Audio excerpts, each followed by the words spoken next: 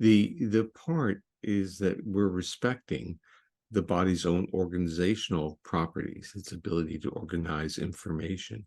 And when we even use, I would say, the metaphor of relaxation, underlying that long historical concept of relaxation was that if you get the body out of states of defense, it will know what to do. And so the part that I would like to kind of emphasize is that the practices that you teach and you do are literally, from a polyvagal perspective, neural exercises. And the more you do them, the easier they are for your nervous system to literally find those states. Or another way of putting it is, if you have autonomic flexibility, very reliable autonomic flexibility, you have mental flexibility. Now, that's not a hard sell, because if our body is locked in a state of threat, forget it. We have very limited psychological flexibility. So you can start seeing that this whole system of regulation of our autonomic nervous system changes when we're under, let's say, threats or stressors, whatever term we want to use. Now, the interesting part on this is, can we reverse this? And that's part of what we're working on now. Yeah, the neural exercises. Yeah, right. Right. And also, for example, what kind of preparations can you do before going to sleep? Or there is particular yoga breath that works with this part, and also is very close to the brain stem, and it's also helpful. But it's a combination, it's like, okay, what am I doing at the level of my body? What am I doing at the level of my mind and emotions? What am I doing at the level the spirit? So also bringing a sense of gratitude for the day that finished, all of that combines, the love that I have experienced or that I have given during the day, which is this sense of connection and purpose of life. So I think it's very beautiful when we layer the different practices and address the many components of who we are, and also what's very beautiful is that you are giving us this understanding of the nervous system. And of course, the nervous system, we could say, is extension also of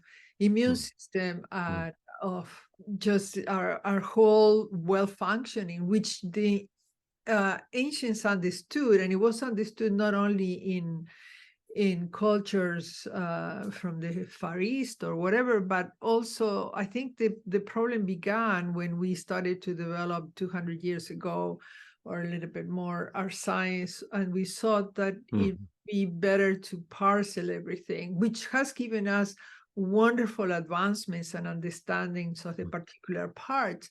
But we progressively lost the picture of the whole organism, completely influencing each other and coming together. So building on that, what vagal efficiency tries to tap into is the fact that you have organs, but the organs are being regulated by the nervous system.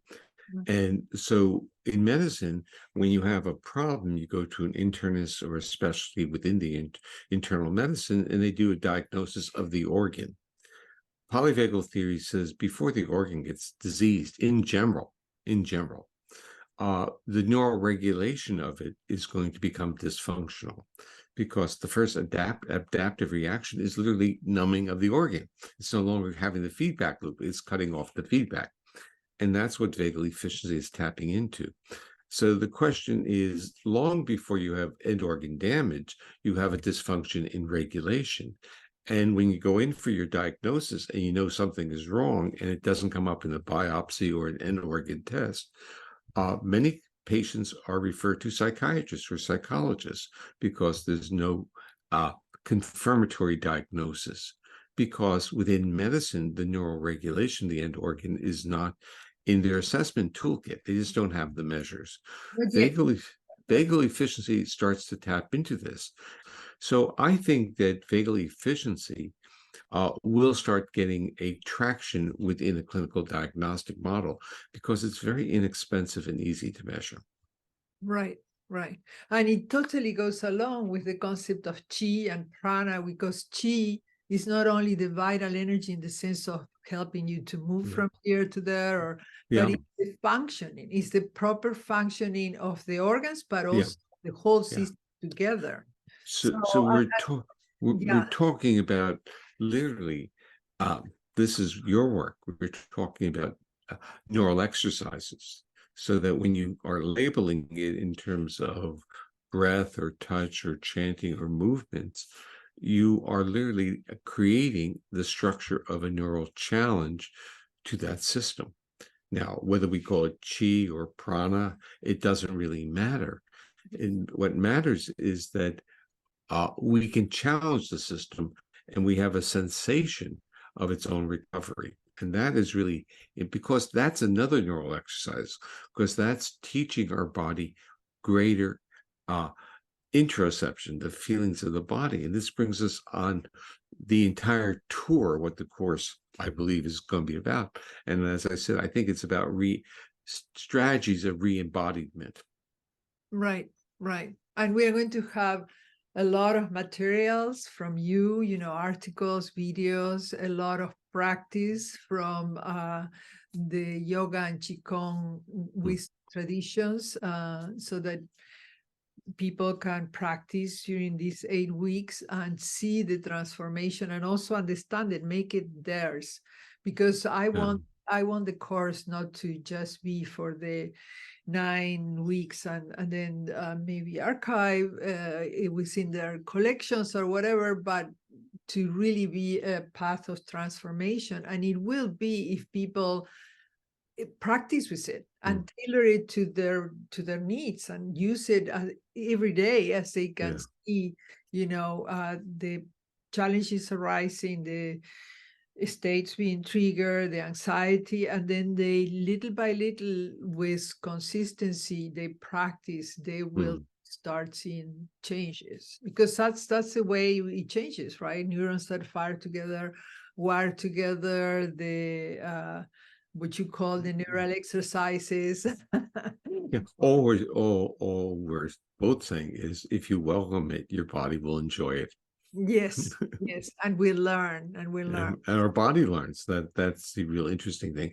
The other part that you're bringing up is really kind of a rule of how the nervous system works. If we have predictability, and this is what you're really emphasizing, that if we do it, we practice, it becomes our practice. We say we own it now.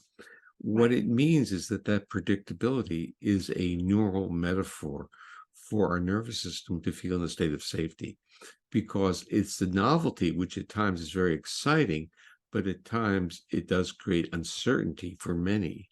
And that uncertainty is functionally a trigger of threat. Right. And So what we want is not to trigger threat, trigger curiosity. Curiosity and trust, because once one experiences the peace or the calmness or the state of safety, and then takes a moment to open oneself to actually assimilate it. So one is to activate or experience it, and the other is to actually somehow take inventory of it and stay with it for a moment, knowing that yes, it's possible, I just experienced it, and then being able to come back with my voice, without my voice, in their own. The beauty is you don't need any equipment, you don't need any previous practice, you just need like you said, the openness and the desire to do it. And I think because our times are so challenging, the motivation is strong. I mean, people do want to come back to health, to come back to inner peace, to overcome anxiety. So if the motivation is strong, perhaps the practice would be consistent, and then the changes will be able to be experienced. Yeah, but don't minimize the power of a wonderful teacher. And Amelia, you're a welcoming and wonderful teacher, and this enables people to trust, to feel safe, and to go on a shared journey of exploration. So I'm sure this will be a wonderful experience. These communities that come together wanting to learn, they are just so beautiful, and we nourish each other. So, yeah. Thank you. I mean, we could keep talking for ages, but Thank you so much. Thank you. You're welcome. You're welcome.